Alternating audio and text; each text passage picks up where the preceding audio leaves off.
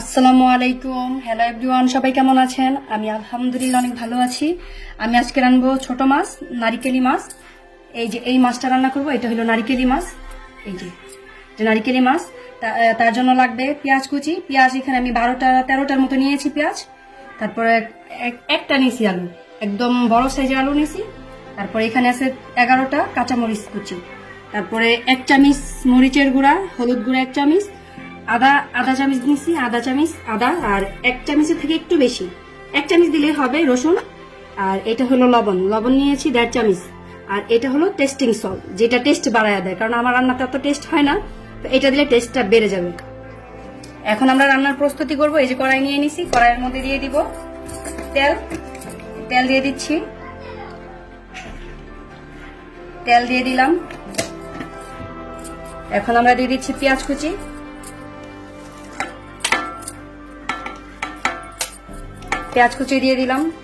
দিয়ে দিলাম কাঁচামরিচ কুচি, দিয়ে দিব আলু কুচি।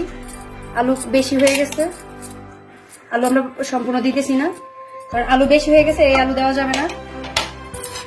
এখন দিয়ে দিচ্ছি টেস্টিং সল্ট, লবণ, মরিচের গুঁড়া, হলুদের গুঁড়া, দিয়ে দিব আমরা আদার গুঁড়া, রসুনের ফাঁকি ব্লেন্ডার করা। এখন এটাকে আমরা ভালো করে মেখে নিব, খুবই ভালো করে মাখতে হবে, কষলায় মাখতে হবে। তারপর আমরা মাছ দিব, কারণ এই মাছে অনেক কাটা, এই মাছ সবাই খাইতে পারে না, আমাদের ঘরেও কেউ খাবে না, শুধু আমি একা খাবো। এই মাছ এতটাই কাটা যে মুখে দিলে কাটা বেজে যায়। এই মাছটা শুধু আমিই খাই আমাদের ঘরে, তো তার জন্য আমি একা খাবো। অল্প একটু মাছ নিছি। পানির বোতল দিয়ে যাও তো, নিয়ে আসো। Thank you very much. আমার মেয়ে আমাকে অনেক হেল্প করে, এই যে আমাকে পানি এনে দিল।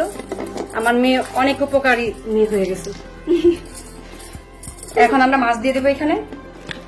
আপনারা যদি লবণ লাগে আপনারা লবণ আরো দিয়ে দিবেন, কারণ আমি এখানে সম্পূর্ণ আলু দেই না, এই যে আলু রেখে দিছি, একটা আলু থেকে অর্ধেকটা রেখে দিছি, সবগুলো আলু দেওয়া যাবে না।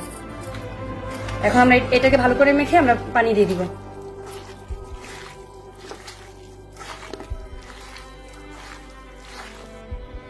আর একটু তেল দিয়ে দিতেছি, কারণ তেল অনেকটা কম হয়েছে, এই তেল কমে আমি খাইতে পারবো না। এই যে আমি আরো তেল দিয়ে দিলাম। এই মাছটা বেশি মাখতে পারবেন না, আগে পেঁয়াজ, আলু কুচি, মরিচ সব মশলা দিয়ে মাখতে হবে, কারণ এটাতে অনেক কাটা, আপনি যখন মাখতে যাবেন হাতে লেগে যাবে, আমারই হাতে লেগে গেছে। পানি দিয়ে দিতেছি।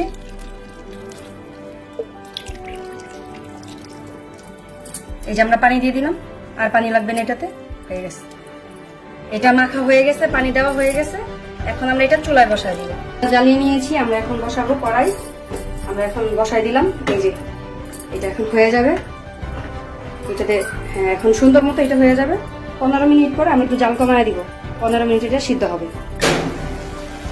আমার রান্না হয়ে যাচ্ছে, আর একটু হবে, একটু ঝোল আছে, এই ঝোলটা শুকিয়ে ফেলবো। ঝোলটা শুকিয়ে গেলে একদম রান্না কমপ্লিট হয়ে যাবে।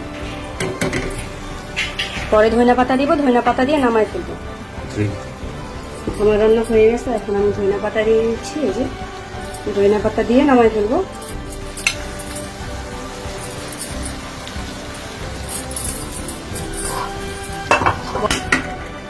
এটাতে তেল কম দিয়েছি, কারণ আমি একা খাবো যে, তাই। তারপরেও হয়ে গেছে, এটা লাড়া যাবে না, লাড়লে এই মাছগুলো একদম কাটা তো ভেঙে যায়, ভেঙে যাচ্ছে। একটু লাড়া দিতে গেছিলাম, এই যে ভেঙে যায়, এই যে ভেঙে শেষ। এমনি সব সিদ্ধ হয়ে গেছে, সুন্দর মতো হয়ে গেছে, এই যে ভেঙে গেছে। এই যে হয়ে গেছে আমাদের মজাদার সুস্বাদু রান্না। এটার নাম হলো নারিকেলি মাছ। এখন আসল নামটা কি জানি না, কিন্তু আমি যতটুকু জানি এটা নারিকেলি মাছ। আপনারা চাইলে আলু দিতেও পারেন, নাও দিতে পারেন, এটা আপনাদের ব্যক্তিগত ব্যাপার। আমার জীবনের শিল্পী থেকে মরিয়ম হওয়ার গল্প যদি আপনারা শুনতে চান, অবশ্যই কমেন্টে জানাবেন আমি কিভাবে শিল্পী থেকে মরিয়ম হয়ে গেলাম। যদি আপনারা জানতে চান, আমি আপনাদের বলবো নেক্সট কোনো একটা ভিডিও বানাবো। সেই ভিডিওতে আমি থাকবো, আমার হাজব্যান্ড থাকবে, সাথে আমার বাচ্চাও থাকবে। আপনাদেরকে বলে দিব যে আমি কত স্ট্রাগল করে এখানে এসেছি। আপনারা আমার নেক্সট ভিডিও পাওয়ার জন্য আমাকে সাবস্ক্রাইব করতে পারেন, কমেন্টে জানাইতে পারেন কেমন ধরনের রান্নার ভিডিও চান, আমি দিব আপনাদের। আল্লাহ হাফেজ, আপনারা সবাই ভালো থাকবেন। আপনাদের জন্য অনেক অনেক দোয়া এবং ভালোবাসা রইল। আমার এই মাটার জন্য সবাই দোয়া করবেন, আমার এই মাটা যেন সুস্থ সবল সব সময় থাকে।